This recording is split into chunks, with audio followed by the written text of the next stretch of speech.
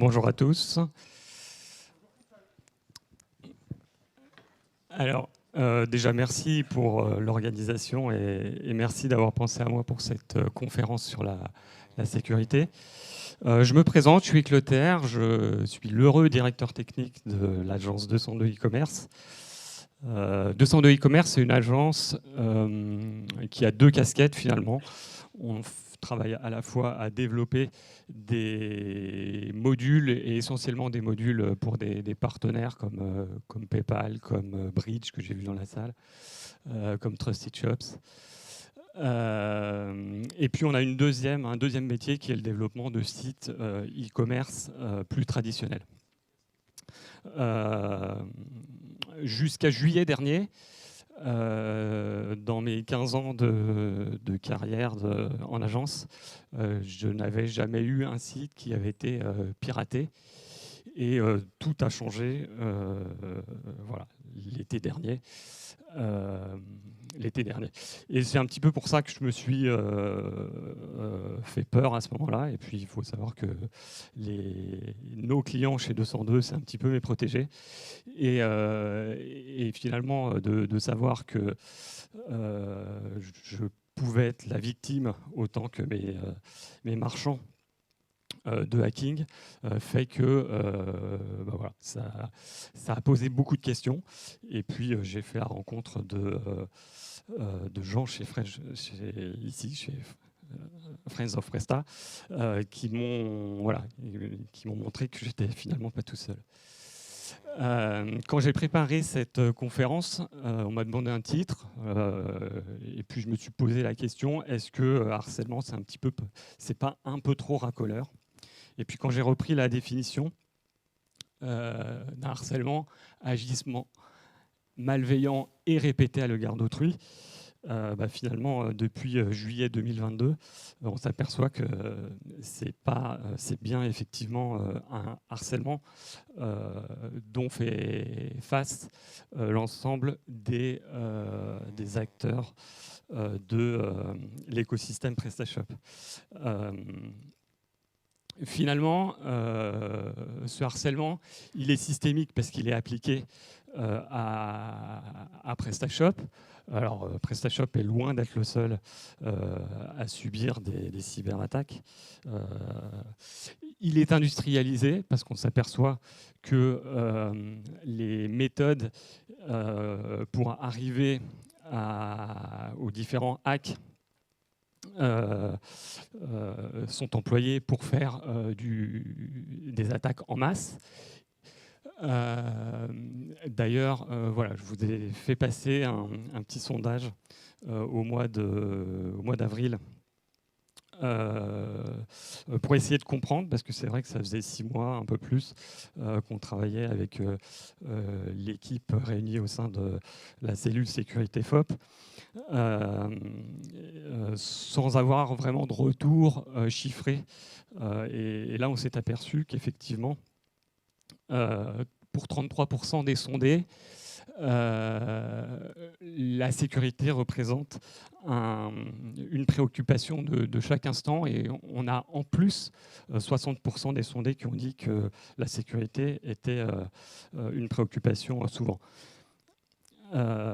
Et ça, finalement, si on le recoupe au fait que dans le sondage, plus de 50% des agences au moins déclarent avoir eu sur la dernière année un PrestaShop en gestion qui s'est fait hacker, on s'aperçoit qu'on a un changement complet d'époque, d'ère, où il va falloir qu'on apprenne à vivre avec les problématiques de cybersécurité. Quand on est face à une préoccupation qui est de chaque instant, finalement, cette préoccupation, ça devient une obsession. Et cette obsession, c'est pour ça que j'ai dit que pour moi, le harcèlement, il est aussi quelque part moral pour toutes les équipes qui travaillent dans la cybersécurité, ce qui, avant l'été dernier, n'était absolument pas mon cas. Alors, qu'est-ce qui nous arrive ? C'est une entrée en matière pour vous expliquer un petit peu ce que si j'appuie sur le bon bouton, ça va mieux marcher. Comment est-ce que, pourquoi est-ce que PrestaShop est une cible privilégiée pour des hackers et je vous ai mis ici les principales origines des hackers, ou disons, vous expliquer un petit peu quel est le business model du piratage. Alors j'ai fait un petit peu des recherches. Il se trouve que un numéro de carte bancaire avec des données personnelles, ça se vend autour de 10 $ la carte sur le Darknet. Des données personnelles, ça se vend autour de 100 $ les 10 millions de données personnelles. Alors, c'est des téléphones, des adresses, des emails. Je crois que le pack d'accès back-office de PrestaShop se vendait autour de 700 $, les 1500 accès back-office. Voilà, donc ces données, c'est quand il y a un hacking sur un PrestaShop ou un site e-commerce, parce que ça peut toucher un Magento. Ça, c'est des rentrées financières directes pour les cybercriminels. Et en plus de faire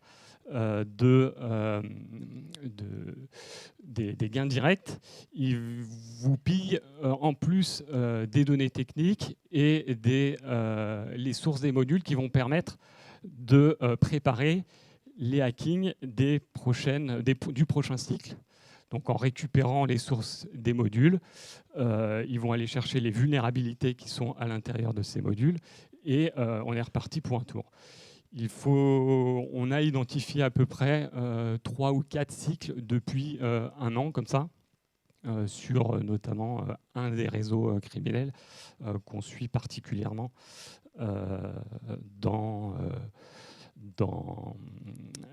au sein de FOB Sécurité.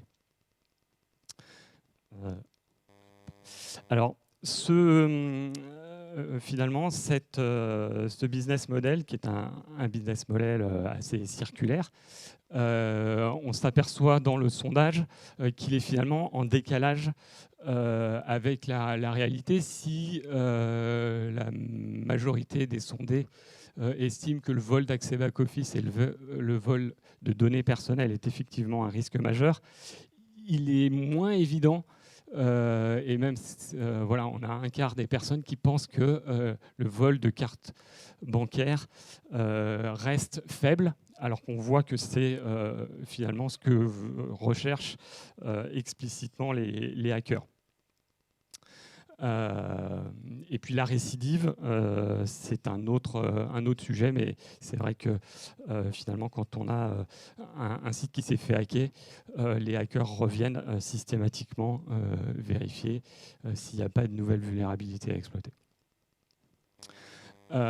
Donc logiquement, on va retrouver comme principale source de hacking les web skimmers. Les web skimmers, c'est finalement des formulaires pour détourner le tunnel d'achat des sites e-commerce et qui va permettre aux hackers de réceptionner les coordonnées bancaires des clients du site et ainsi comme ça récupérer les numéros de carte bleue.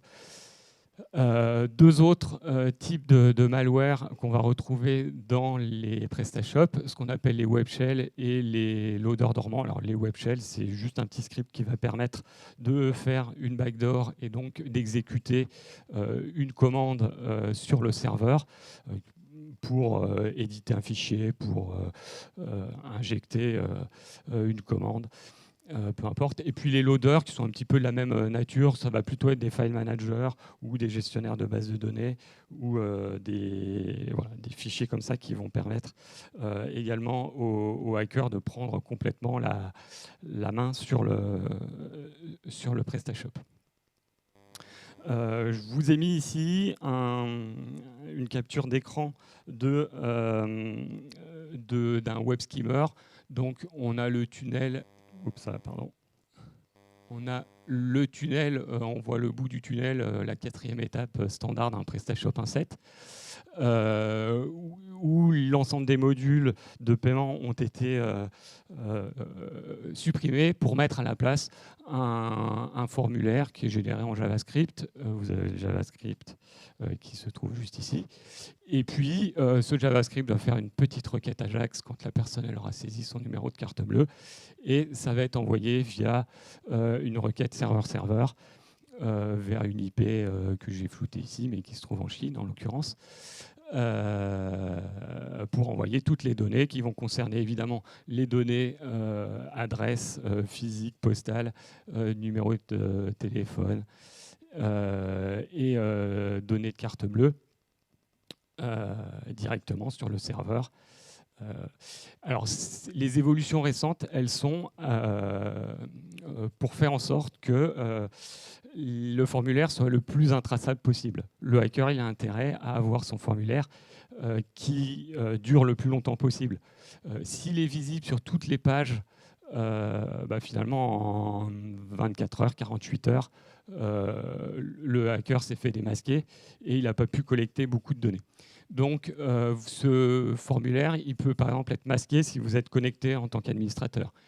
On a eu des cas où il est masqué si vous êtes en desktop, mais il est disponible que si vous êtes en mobile. Ce qui fait qu'au lieu de rester 24-48 heures, il va rester plusieurs semaines, voire, comme c'est un cas pour nous, notre premier hacking, le hacker a collecté les cartes bleues pendant plusieurs mois, pendant plus de 3 mois. Alors comment est-ce qu'on fait pour savoir qu'on est hacké? Souvent c'est une alerte, ça peut être un client qui remonte que sa carte bleue s'est fait pirater et que probablement ça vient de ce site-là. Nous, ces données, le client nous l'avait caché, il avait l'information, sauf qu'il n'y croyait pas, il ne pensait pas que c'était lui le problème. Et donc, voilà. Donc c'est un signal faible qu'il faut que les marchands écoutent. Et il se trouve que en juillet dernier, avec le problème de failles de sécurité qui ont été découvertes au niveau de PrestaShop, ça lui a mis la puce à l'oreille, il s'est dit il faut quand même qu'on vérifie. Et on a trouvé effectivement un petit fichier qui contenait 2-3 jours de numéro de carte bleue.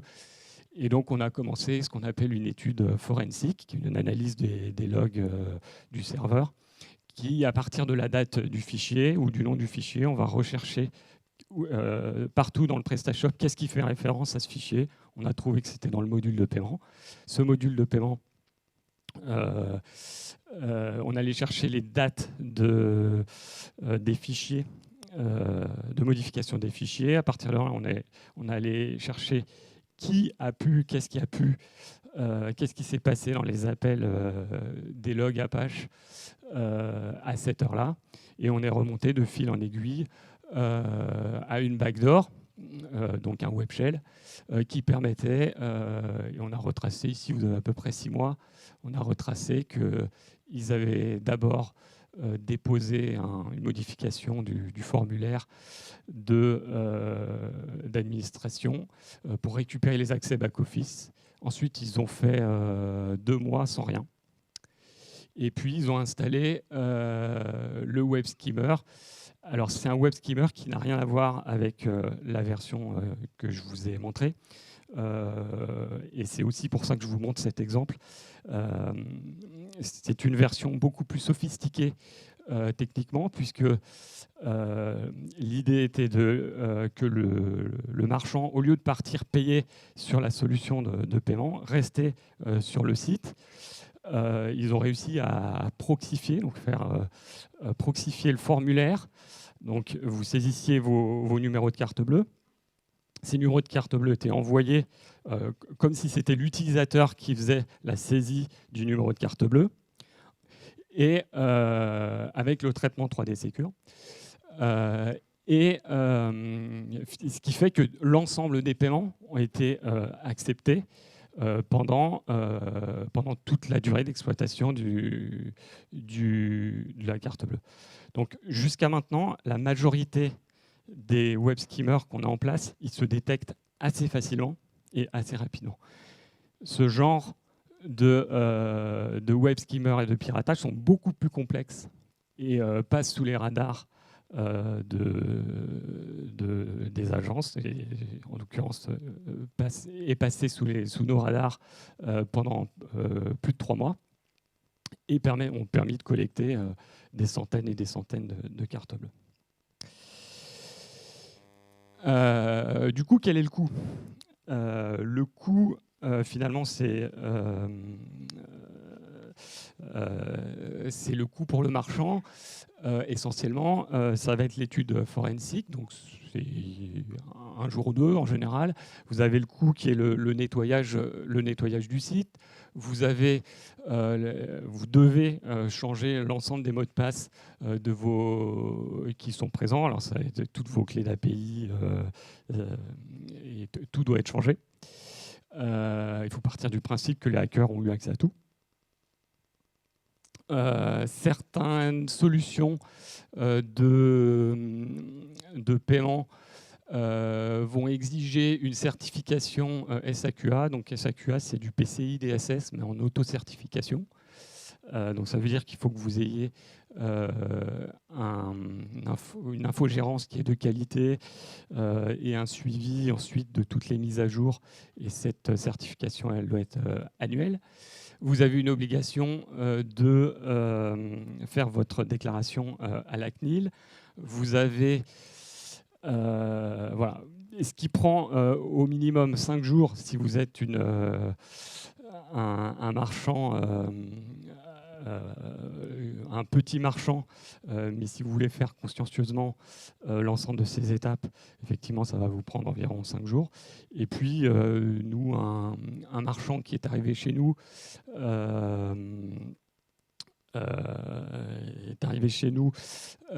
après un hacking. Il a été arrêté. Alors, c'est un grand groupe européen, etc. Donc, ça a pris plus de temps. Il a eu 5 mois d'arrêt. Voilà. Et puis, je vous ai noté, et ce qui est finalement pour moi quelque chose qui est bien aussi important, qui est souvent sous-estimé par les marchands, c'est la réputation, la peur que ça recommence et le stress. Parce qu'une fois que vous êtes hacké, la vie n'est plus du tout la même quand vous êtes marchand. Du coup, j'ai essayé de m'intéresser à savoir le parc PrestaShop, il en est où, et comme on n'a pas de données, je suis allé chercher du côté de Magento. Il se trouve qu'il y a un des acteurs de Magento qui fait du monitoring de sites Magento. Il en monitore 250 000, donc c'est une référence en la matière.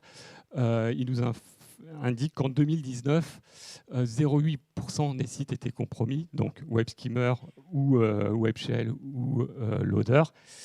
88% étaient faciles à hacker, c'est-à-dire au moins une critique sécurité, une vulnérabilité critique qui permet de prendre complètement les commandes du PrestaShop. Et en avril 2021, les chiffres qu'ils ont communiqués sont drastiquement à la baisse. Du coup, quel est le niveau de vulnérabilité de PrestaShop ?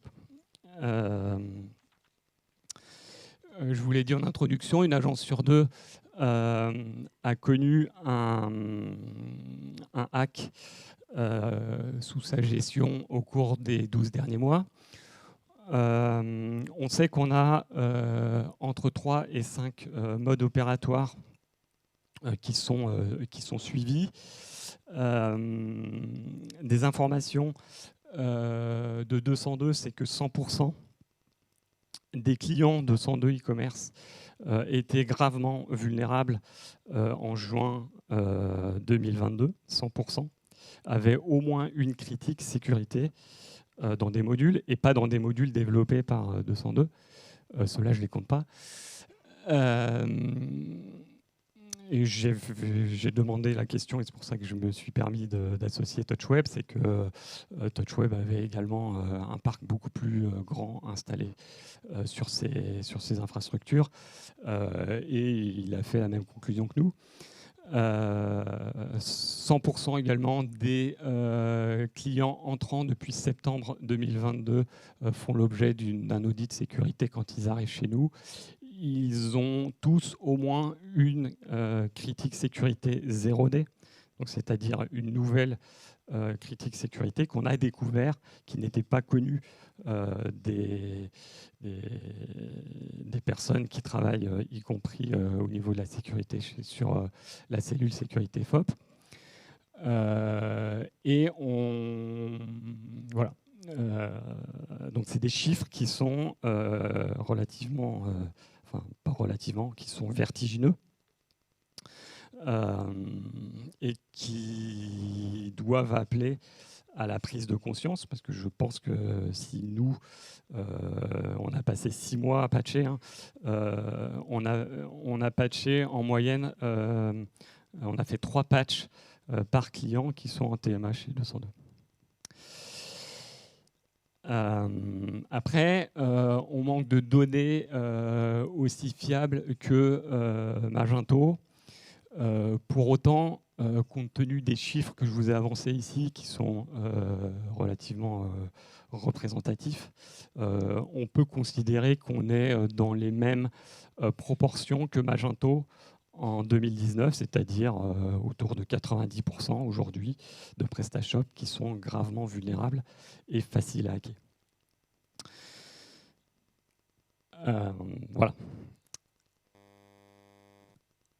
Du coup, il y a quand même une riposte qui a commencé à se mettre en place. Alors, la riposte, je l'ai posée sous forme d'une question. Est-ce que ça doit être une mobilisation communautaire? Je pense que c'est une question qui est finalement rhétorique, hein, puisque la réponse, elle ne peut pas être individuelle. Pour qu'un site e-commerce fonctionne, il faut évidemment un marchand qui est motivé, qui a plein de motivation. Il faut un hébergement, une infogérance. Il faut des modules avec des éditeurs de modules. Il faut évidemment, je ne l'ai pas cité, mais PrestaShop et des développeurs core. Bref, ça fait beaucoup de monde. Et en psychosociologie, on appelle ça l'effet témoin, ou la dilution de responsabilité. C'est-à-dire que plus vous avez de monde qui regarde une situation qui est critique ou qui engage la sécurité de quelqu'un, plus la responsabilité va être diluée. Je pense qu'il est pourtant possible d'arriver à des niveaux de vulnérabilité inférieurs à 50% en 3 ans, et c'est ce que je vais essayer de vous dérouler maintenant. Finalement, Magento nous donne nous donne la voie, puisque en tout cas dans les chiffres, c'est ce qu'ils sont en train de faire. Alors, il y a un an, s'est formée une cellule sécurité au niveau de FOP, qui s'appelle une cellule sécurité. Vous avez ici la liste, pas tout à fait exhaustive, des membres, dont la vocation elle est essentiellement de faire de l'analyse de code et de hack, de faire de la veille, de faire du support. Voilà. On se réunit une fois par semaine pour faire le point un petit peu de l'actualité qui est souvent dense sur les nouvelles attaques, les nouveaux modules qui sont exploités, etc.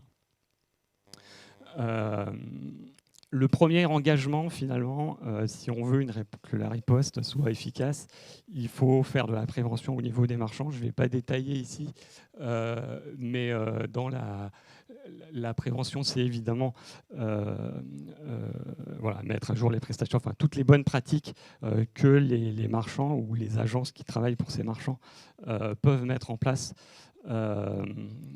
Elles doivent être mises en place le plus souvent et rapidement possible. Donc ça, c'est un engagement au niveau des marchands. L'engagement de FOB Security, qui est finalement une articulation assez forte depuis décembre, où on a publié notre première CVE. Les CVE, c'est le fait de publier dans une base de données qui est publique les vulnérabilités qui vont être associées à des modules, puisque si le cœur de PrestaShop reste solide, finalement, on s'aperçoit que les vulnérabilités, elles passent par les modules tiers. Et puis même dernièrement, attention, si vous avez des WordPress intégrés dans des PrestaShop, voilà, je passe un petit message, mais on a constaté qu'il y avait beaucoup d'attaques qui passent par WordPress pour ensuite infecter les PrestaShop. Donc les CVE, c'est des découvertes de failles, c'est ensuite une documentation, il faut contacter les auteurs. On va demander à une organisation qui s'appelle MITRE un ID de CVE. Il faut aussi assurer le suivi du dossier.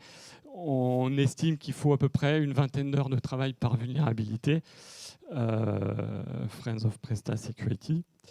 Et ces trois plus gros contributeurs qui sont TouchWeb, qui sont Profiléo et 202 e-commerce, passent en moyenne 20 heures de travail par vulnérabilité, et on a sorti une quarantaine de vulnérabilités depuis le début de l'année. Et il nous faut environ 2 mois de... Merci. Il faut savoir qu'il faut 2 mois de délai environ pour publier une CVE, parce que le process est un petit peu long, puis on dépend d'une organisation qui a des temps de réponse qui sont plus ou moins aléatoires. Faire ces CVE, c'est bien, mais si le e-marchand ou les agences ne font pas la veille et ne patchent pas ou ne mettent pas à jour les modules concernés, ça n'a pas vraiment d'utilité. Ouais, j'en profite également pour remercier Dimitri qui est dans la salle, parce qu'il nous aide aussi à travailler pour aller rechercher dans l'historique, parce que ce n'est pas parce que vous avez un module où vous avez trouvé une vulnérabilité qu'il est vulnérable sur tout l'ensemble des versions. Donc ça veut dire quand on travaille sur une vulnérabilité d'un module, il faut éplucher toutes les versions pour savoir à partir de quand ça commence, quand est-ce que ça se termine, est-ce que c'est fermé, et puis quand l'éditeur revient, est-ce qu'il a bien tout corrigé, etc. Donc c'est un travail qui est colossal et qui a été entamé il y a 1 an. Dans ce travail, on a des gens qui jouent le jeu, et c'est le cas de Store Commander qui a commencé à publier des CVE qui sont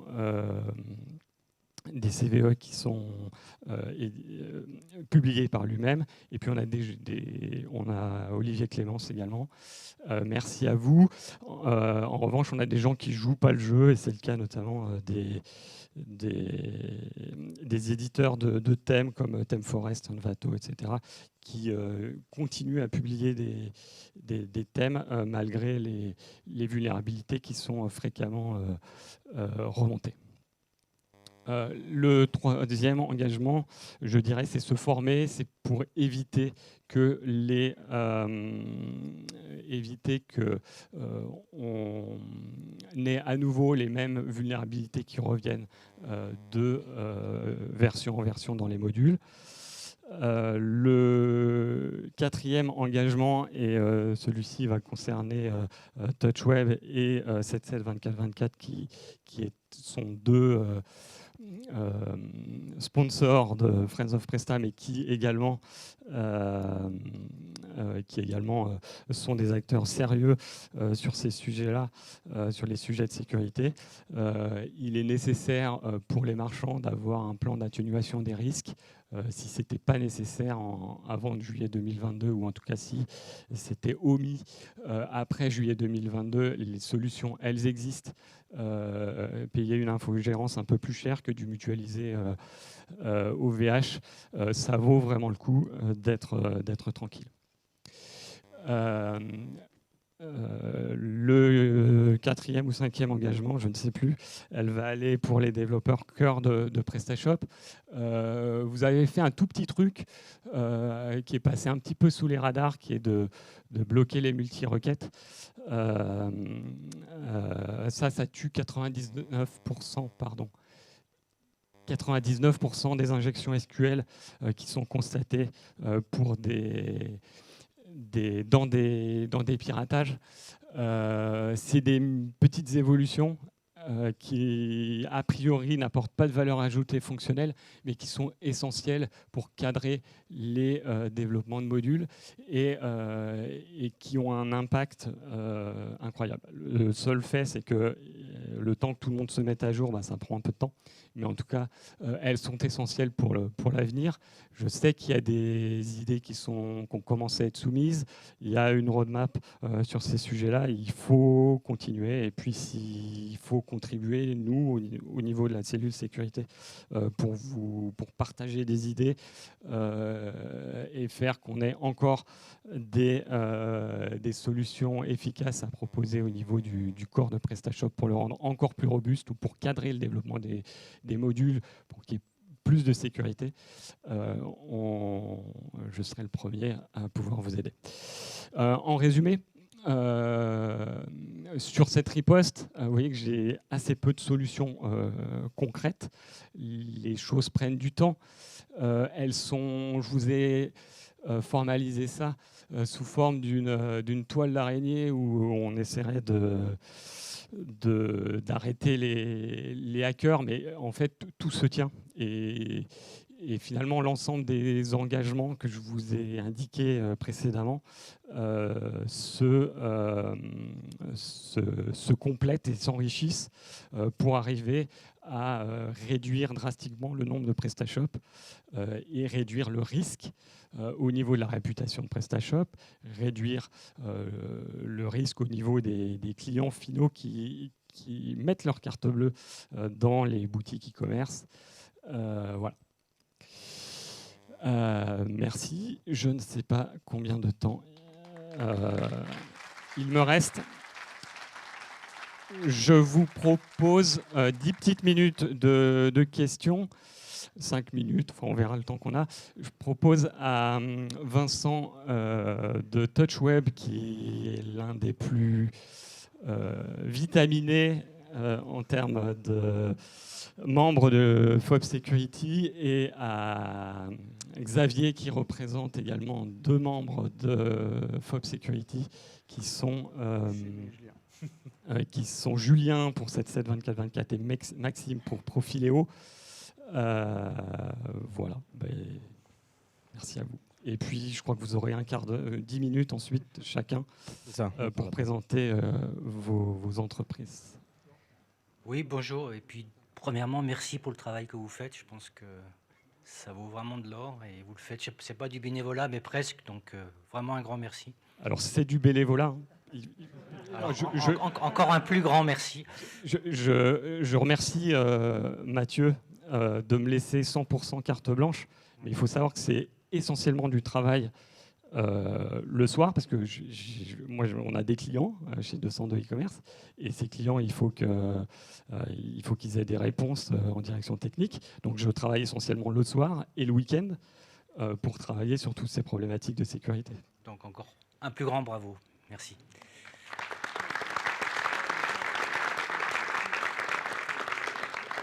Ma question, elle est d'ailleurs reliée à cette notion de bénévolat. Ça serait pour tous les petits e-commerçants qui sont sensibilisés à ce discours, mais qui ne savent pas comment faire. Et vous parlez d'infogérance, sans doute un peu plus cher que du mutualisé OVH, je l'entends bien. Ma question, c'est combien ça coûterait pour des petits e-commerçants d'avoir une infogérance qui permet de sécuriser leur site?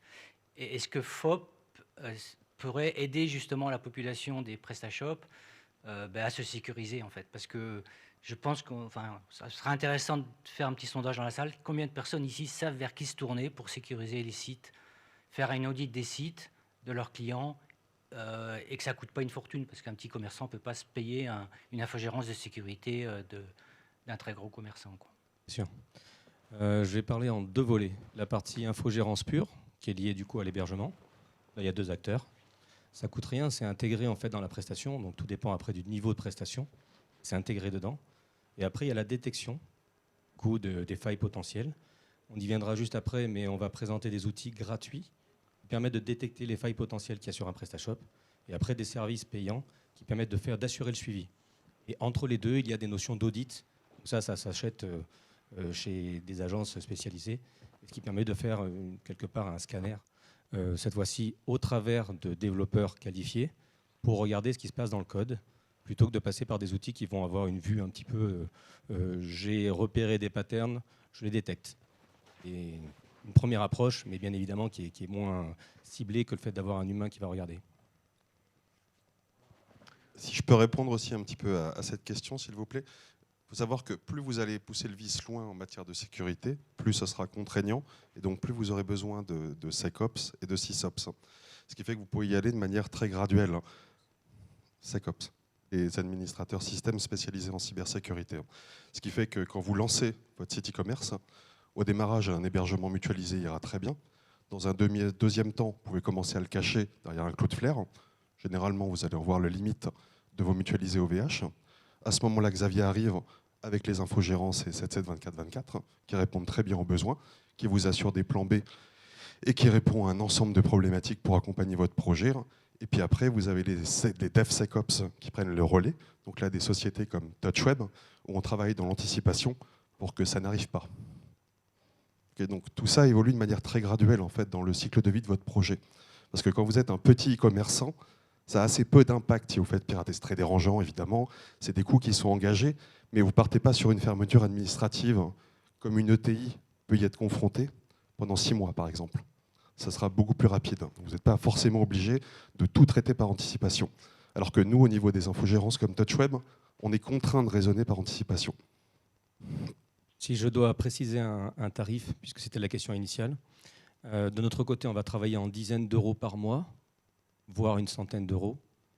Dans son cas, on va travailler en centaines d'euros par mois, avec du coup des services additionnels. Ouais, moi j'avais 2 questions. Déjà, merci pour la présentation, Clotaire, et pour le travail que vous faites. La slide où tu expliques 40 CVE multiplié par 20 heures est assez parlante, donc merci pour le boulot.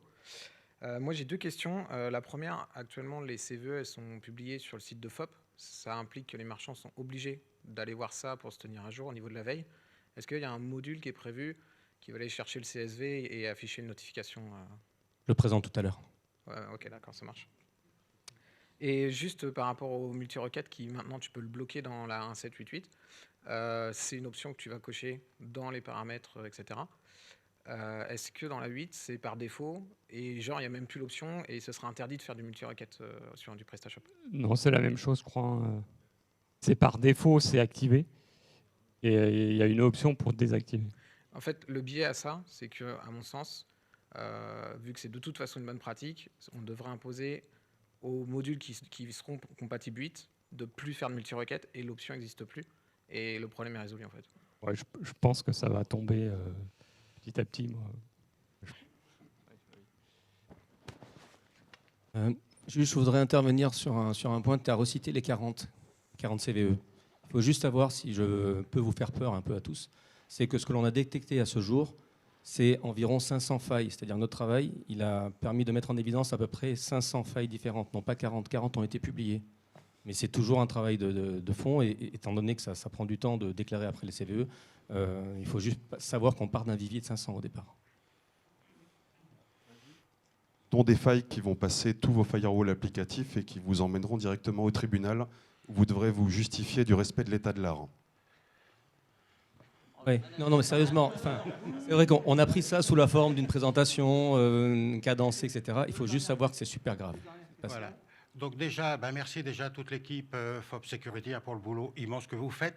Des heures, parfois des nuits que vous m'avez fait passer sans dormir avec certaines petites peurs que vous insinuez dans vos choses. Hein, mais voilà, c'est pour le bien de tous. Moi, j'ai une petite question, puisque vous faites tous de l'infogérance, et moi aussi, je suis une petite agence, on a des petites agences, on a des hébergeurs.